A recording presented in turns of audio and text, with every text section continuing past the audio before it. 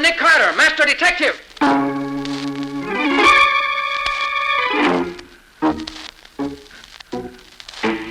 Yes, it's the case of the make-believe robbery. Another case for that most famous of all manhunters, the detective whose ability at solving crime is unequaled in the history of detective fiction.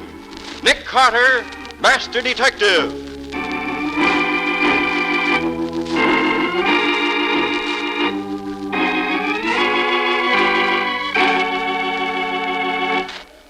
So I says to the director, well, how about putting me in this picture, too? Why should I pay you $10, says he. You ain't no cop. Oh, ain't I says to him. I'm Waldo McGlynn, that's who I am. I don't wear no uniform, but I'm the best doggone detective in this town. Well, when he hears that, he says, okay, give the other cops a hand holding back the crowd there. Well, why don't you give me... Quiet, everybody, quiet. Let me have your attention, please. We're ready to start shooting. Each one of you policemen knows the job you're to do. Okay, now here's the layout. The bandit car drives up. The two crooks get out of the car, walk into Rheingold's jewelry store, and go straight through the store to the offices in the back. The camera will follow them as they go. We're not taking any sound now. That'll be dubbed in later. Then, as the crooks come out of the store again, they'll get in the car and drive up the street. The sound truck and camera will follow them for some other shots later. Is that clear? You know what he means? Yeah, I know. All right, stand by. Everybody in the scene, act natural, please, and don't look at the camera. Here comes the bandit car. On your toes now.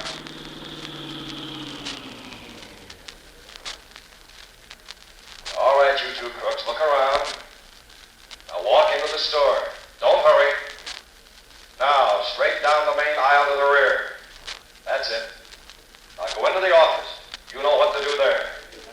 All right, now stand back. Don't shove. Take it easy, will you?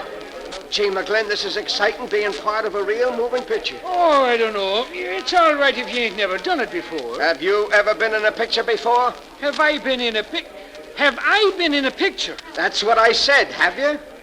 You know, this ain't a bad way to make $10, just standing around watching some other guys work. I bet you've never been in a picture. Hey, those were pistol shots. Come on. Hold it, you dope. Those were part of the moving picture, remember? Oh, yeah. I just wanted to find out what you'd do if Who are you, kid? Look, when I was out in Hollywood, I used to be the top... The two bandits are coming back now. All right, you two, now just take it easy. Nobody's going to stop you. That's it. Now get into your car and drive off down the street. We'll follow you for the other scenes. Now get going. We'll be right behind you. You policemen hold back the crowd until we get well down the street, and then you can let them go. You'll get your checks at headquarters tonight. Thanks, and so long. Well, that's that. I sure wish I could make $10. Hey, what is it, lady? The cashier's been murdered. They shot him down in cold blood. Take it easy, lady. He ain't dead. This was He just is dead, I tell you. Shot through the head. He's really dead.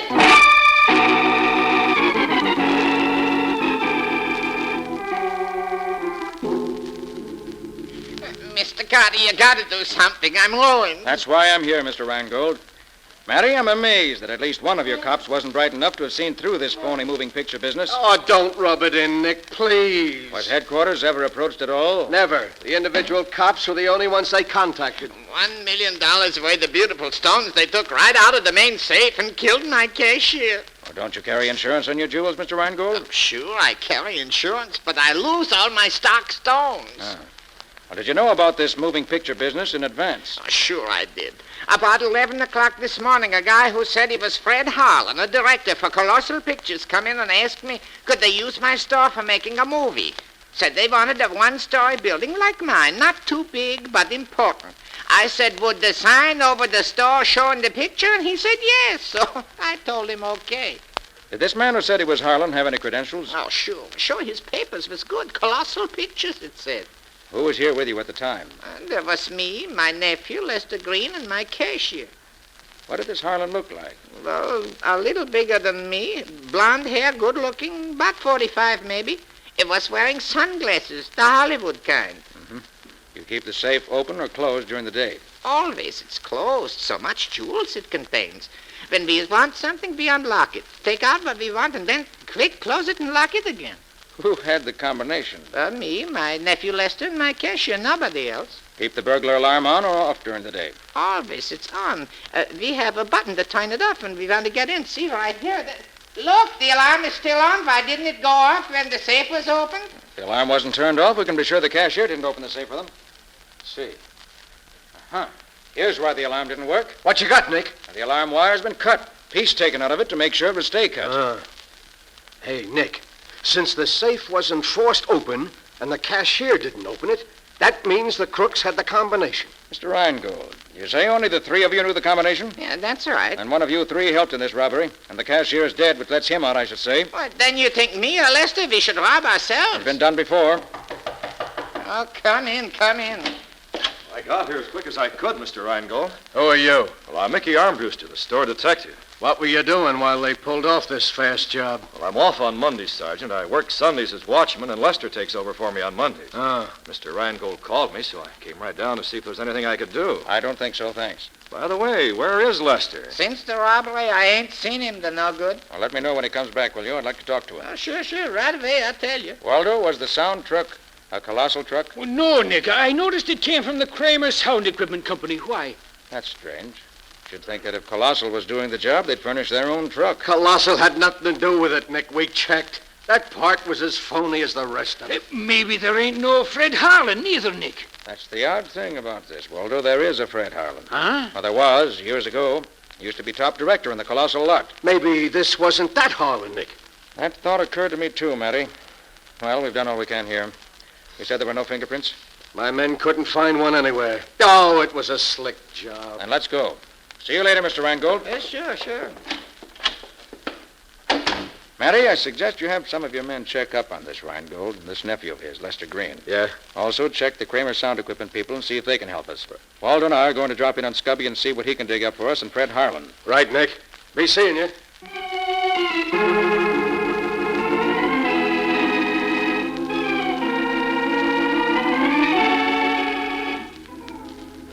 Now, Mr. Kramer ain't here now. When'll he be back? I don't know. Look, have you seen a fellow with blonde, wavy hair around here in the last couple of days? Blonde, wavy hair? Yeah. Wish my hair was wavy. I tried my sister's hair crown stuff, but it didn't do no good. Did you see that guy around? Maybe I should have wore a hairnet like she does. Look, huh? dimwit, can you answer me a plain, simple question? Sure, well, go ahead. Ask me a question. Ask me a question. Look, has a guy with blonde, wavy hair been around here lately? The fellow directed the movie this noon had wavy hair. That's the one I mean. Have you seen him? Yeah, he was directing The Crooks, and they shot off guns, and a woman came rushing out and yelled, "Murder!" But she didn't fool me. I'm too smart. Yeah, I'll say you She are. said somebody'd been killed, but I knew better. A man was killed. That's why I'm... Fooled you, huh? Well, maybe you never been to the movies. They shoot a guy and blood runs all down his face and he falls down. That's only ketchup. I read about it in a book. Why, you dumb half-witted dope. You ought to What be... are you doing here, Lonnie? Oh, I was just hanging around. Well, why don't you go home? I told you not to hang around the office. I won't lie. Hey, you Ted Kramer? Yes, here I am. What can I do for you? I'm Matheson, homicide. Oh. You seen a man with blonde, wavy hair around here recently? Well, you must mean Fred Harlan, the movie director. Yeah, that's the one. Yeah, sure. He was in here yesterday. Hired my sound truck. He tell you anything about himself? Well, he said he was an old-time director and showed me his credentials. Said Yeah? he was doing a job for Colossal, but they weren't furnishing the truck because the job was too small. He had to furnish the cameraman, too. Know who he was? Yeah, he's a friend of mine. I recommended him, and Harlan hired him. Darn good man, too. Does a lot of picture work. What did this Harlan look like? Oh, about 5'10", good-looking. Man of about 45, I'd say. Wore big Hollywood sunglasses. But it was raining yesterday. Yeah, I know. But you know these Hollywood nuts. All right. He tell you anything about the job he was going to do? Yeah, he did. He was all excited about it. Said he was just shooting a few scenes, but it would give him a chance to show that he was still a good director. He's trying to make a comeback, he said. Your truck's not back yet, huh? No. He said he'd probably keep it all day. Well, okay. Thanks. See you later. So long.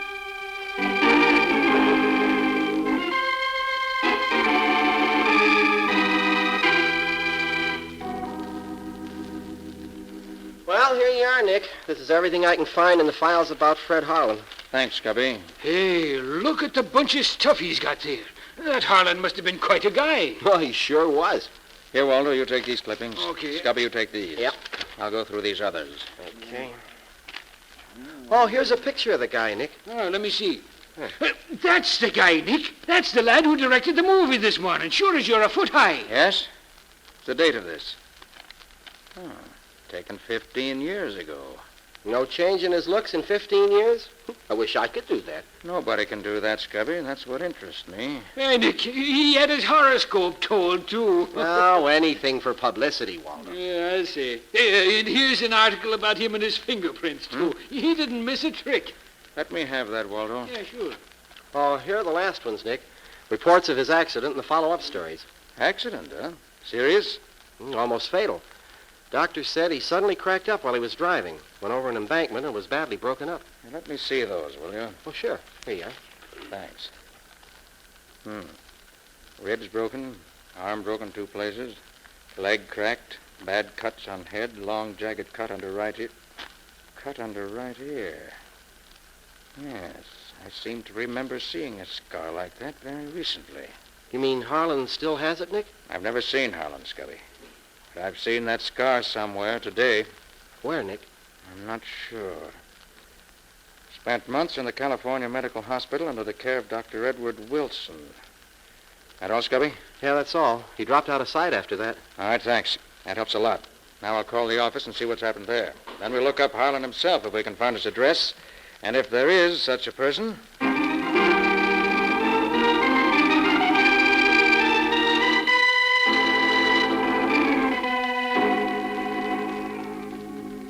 Hello, Sergeant. Anything new? Not much, Patsy. The boys are... Oh, one moment, Sergeant. Nick Carter's office, Patsy Bowen speaking. Patsy, Nick. Have you heard anything from Matty yet? Well, he's right here. You want to talk to him? Yes, put him on. Nick wants to talk to you, Sergeant. Oh, thanks, Patsy. Hello, Nick. Matty, anything new? Well, the boys just found the sedan the crooks used about 6 miles out of town near the river. The sound truck is in the river. They're hauling it out soon as the crane gets there. Any reports on Rheingold or Lester Green yet? Yeah, we've been working fast. Nothing much on Rheingold except that he had his stuff completely insured, so he won't lose a nickel. But this nephew of his, this Lester, seems to have been quite a lad in days past.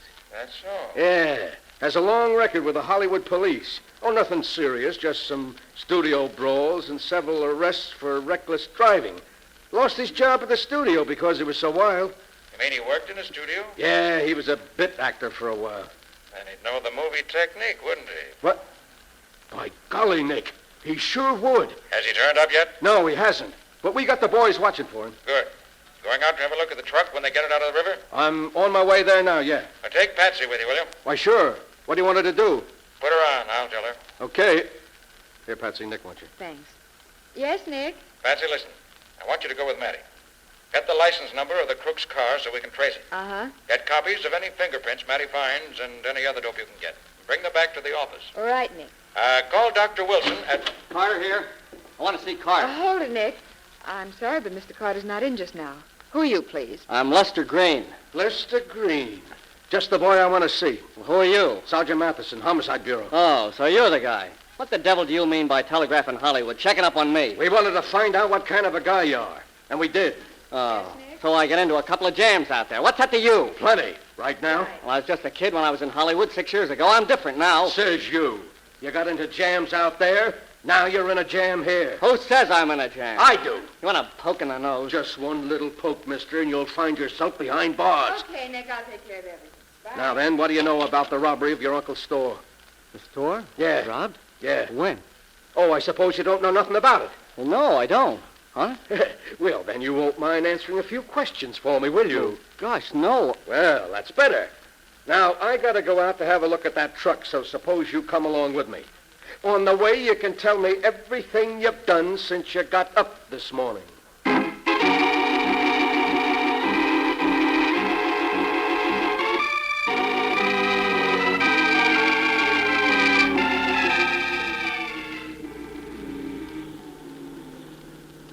Nick, we must be way out in the sticks by now. Are you sure we're going right? That's what the cop said. Straight ahead to the next gas station and turn right. Yeah, maybe this address we're going to is a phony, Nick. Just because Harlan gave it to the man he rented the sedan from, don't prove he really lives there. It doesn't prove he doesn't either. Oh, look, there's a gas station up ahead, Nick. One of them little one-pump places. Good. That must be it. I hope he's got something to eat there. I'm starved. How many you want, please? Fill it up. Should take about 5 gallons. Okay. By the way, do you happen to know if a man by the name of Fred Harlan lives around here? Harlan, sure thing. Lives about half a mile up this road. Seen him lots of times. Good-looking feller. Blonde, wavy hair, about my height, wears big sunglasses. Yup, that's the feller. Does he always wear those sunglasses? Oh, sure, all the time. Oh, once he took them off to wipe them. I seen he had a bad cast in his left eye. Guess he don't want nobody to see his bum eye. Anybody live up there with him? Or never see anybody. Always alone when he come in here. You want anything else? Well, you better look at the oil. Okay. Do you know anything about his business? Oh, yeah, he was here a couple of days ago. Told me he was movie director. Said he was going to have chance to make a picture and get his job back again. It's the same guy, all right, Nick. And it is Harlan. Maybe. Have you seen him in the last few hours? No, he went out of here this morning early. I ain't seen him since. Why, his dog is still there, though. I hear him barking a while back. The mean creature, that dog. Harlem told me once I better keep away from his place if I didn't want to get that up. I see. Well, how much do I owe you? Well, 6 gallons gas is $1.20. Your oil's all right. Here you are. You got anything to eat here? I got some hot dogs and some candy bars. Hot dogs. Them's for me. Give me 2. You want mustard or coleslaw on them? Yeah, put them both on. I ain't fussy. And a pickle, too. Give me 2 hot dogs, no mustard or anything, not even a roll, just the plain Franks. 2? Without no rolls, no nothing. Just plain? That's right. Well, it seems to me you've been crazy, but it's your business. I thought you never ate them things, Nick. I don't. I'm buying them for a friend. I hope he likes them.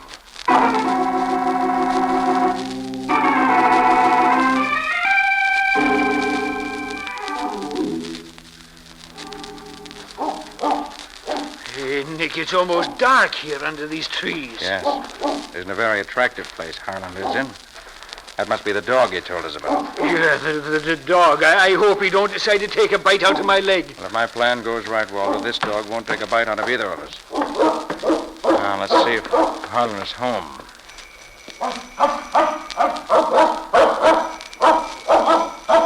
Seems to be no one here but the dog. Well, let's see if we can get this door open. There, this was easy. Now what? Now I open the door just a crack like this and give Mr. Fred Harlan's dog the 2 weenies I bought for him. Nice doggy. Bet you're hungry. Here, see how these taste. You think you're going to be his pal for life because you brung him a little hot dog? You're crazy, Nick. Perhaps, and perhaps not. You feeling tired, doggy? Well, lie down, take a little nap. That's the way.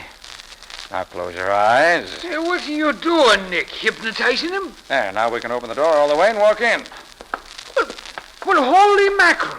That hound is dead to the world. What did you do to him, Nick? Just fed him the 2 hot dogs he bought at the gas station, that's all. You mean them 2 weenies did that to him? Those 2 weenies, Waldo, had a couple of knockout drops in them. Well, I'll be a monkey's uncle. Now, let's see what we can find here. Well, this room hasn't been used recently. Try the next one. No, this one ain't either. Dust is thicker than the rug. What's this, the kitchen?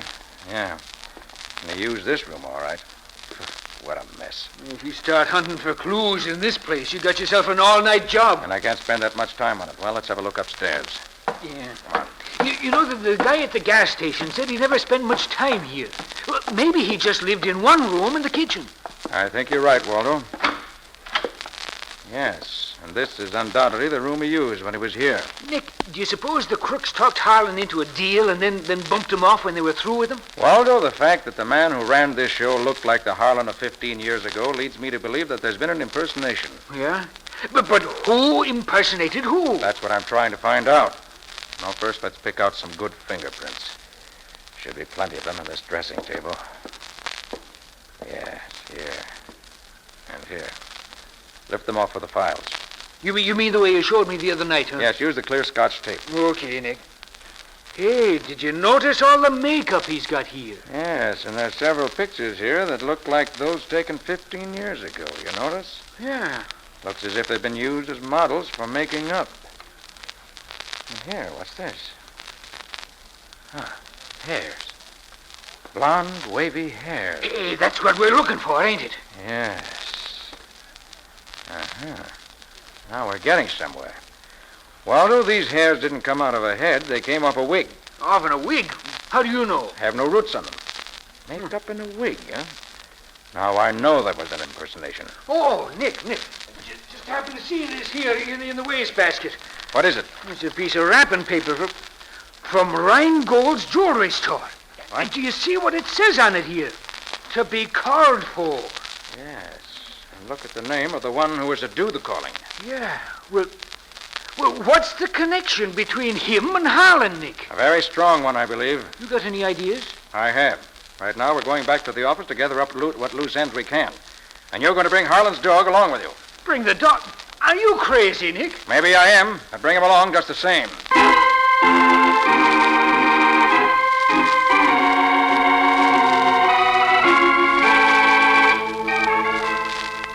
And when they hauled the truck up out of the river, they found this megaphone in it. And it has fingerprints on it. You mean the water didn't wash him off? Water doesn't hurt prints, Waldo. Patsy, did you get a picture of them? Uh-huh. Sergeant Matheson gave me one. Here. Now, where did I put that news picture? Ah, yes, here it is. Now, let's see.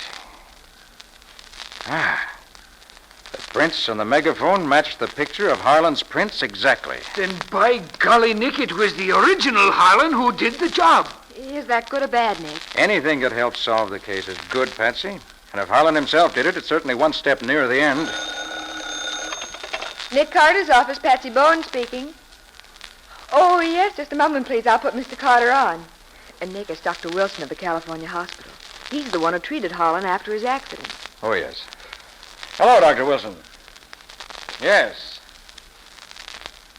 Uh-huh. I see. Wouldn't have recognized him, huh? Yes, of course. Well, Doctor, do you know where he went after he left the hospital?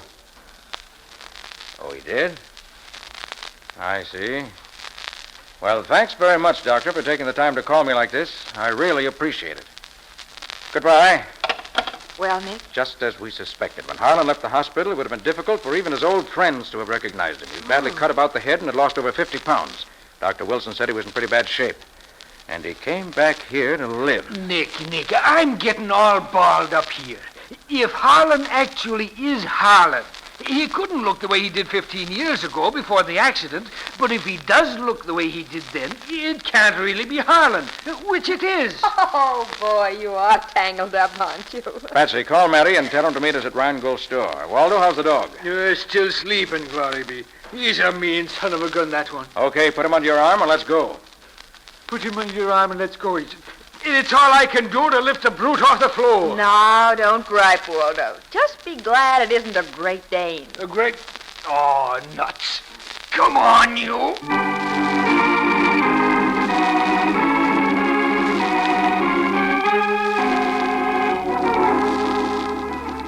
Hi, Mary. Hello, Nick. Ah, so you brought Lester, too, huh? Excellent. Yep, I thought we might as well all be here for the fireworks. So, Mr. Carter, you got news for us, yes? I have, Mr. Rheingold. I have news, the solution of the case, and the name of the murderer. You hear that, Mickey? That's the kind of a detective you should be. The way you should catch more people stealing in my store, maybe. Well, how'd you do it, Mr. Carter? I don't mind learning something when I can. I studied the facts and found out more facts. I discovered that this robbery today was the result of years, probably, of careful planning, of leading a double life, of the killer being himself half the time and somebody else the rest. I learned that a man was so badly broken down through a nervous collapse in an automobile wreck that his own friends wouldn't have known him. And he traded on that fact, got himself a job of trust and confidence. In fact, he became an employee of a jewelry store. He was a store detective. Well, what do you know about Carter, are you insinuating I'm insinuating nothing. I'm giving facts.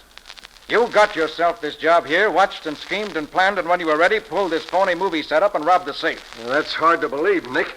Have you got proof? Waldo, let the dog in. Okay, Nick. I'm glad I am to do it. Hey, what's all this, Nick? Why the dog act? That dog belongs to Harlan. He also belongs to Mickey, as you can see by the way he greets him. For For a while, I thought somebody impersonating Harlan had done this robbery, but I finally realized that the man who impersonated Harlan was Harlan himself, now known as Mickey Armbruster. Well, am I mixed up? You got more proof than a dog, Mr. Carter? I have. When Matty takes Mickey's fingerprints, he'll find that they match these prints of Harlan's I found in a newspaper. And they'll match the prints found on the megaphone the phony movie director used. And you'll find Mickey knew the combination of the safe also. It took time to get it, but he was in no hurry. When he was here in the store Sunday watching, he cut the burglar alarm wires as a safety precaution. And he wore the dark glasses while he was playing Harlan to conceal the cast in his eye, which, as Mickey, is so plainly evident. Well, Mickey, am I right? Yes, Carter, you're right. I thought my plan was foolproof, that by impersonating myself as I looked 15 years ago, I'd throw you all off the track. My jewels, Mickey, you bum, they're my jewels. Why, you'll never see them. My pals will take care of me when the time comes. Who work with you, Mickey? You don't really expect me to tell you that, do you? They're friends of mine. I'm going to need friends before this is over. You don't have to tell us who they are, Mickey. We'll find them without your help. As a movie director, you should know better than to take moving pictures of your pals and then not destroy the film. That's the best evidence in the world. The camera was on the soundtrack when we drove it into the river. It was, but it just happens that the camera was watertight and the film is still good. It's being developed right now. And when we get a look at it, we'll be able to pick up your pals and recover all of Rheingold's jewelry. The movie you were making may have been a phony, but the film you took was real. And your conviction is going to be real, too. You can depend on that.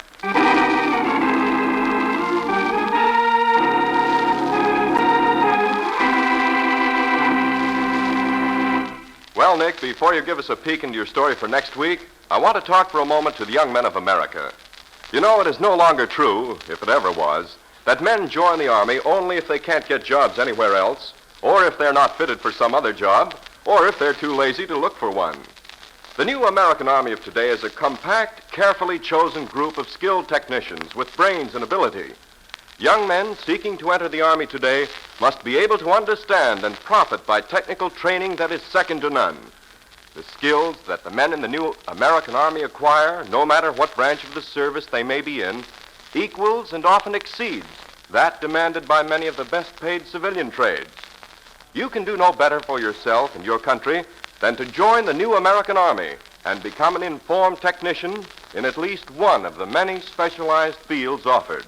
Excellent advice, Ken. Well, Nick, what about your story next week? Well, next week, Ken, I'm going to tell you about an adventure I had recently when an explosion of unknown origin burned down a warehouse. An alarm clock missing from an ex-soldier's trailer proved that the fire was incendiary. And a bit of green paint on a crowbar led us directly to the firebug himself. Who wasn't a firebug at all, but a crook who wanted to get rid of some very incriminating evidence. What do you call this story, Nick? I call it The Case of the Missing Alarm Clock.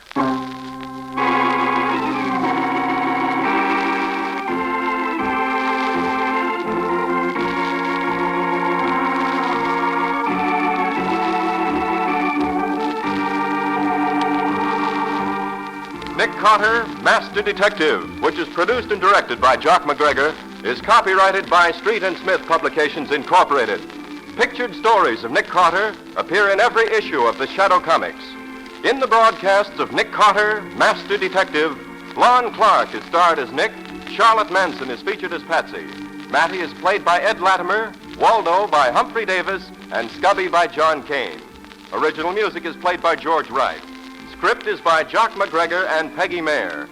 Any resemblance in these programs to actual persons, living or dead, or to actual places is purely coincidental. Nick Carter, Master Detective, is presented over most of these mutual stations each week at the same time. This is Ken Powell saying so long until next week.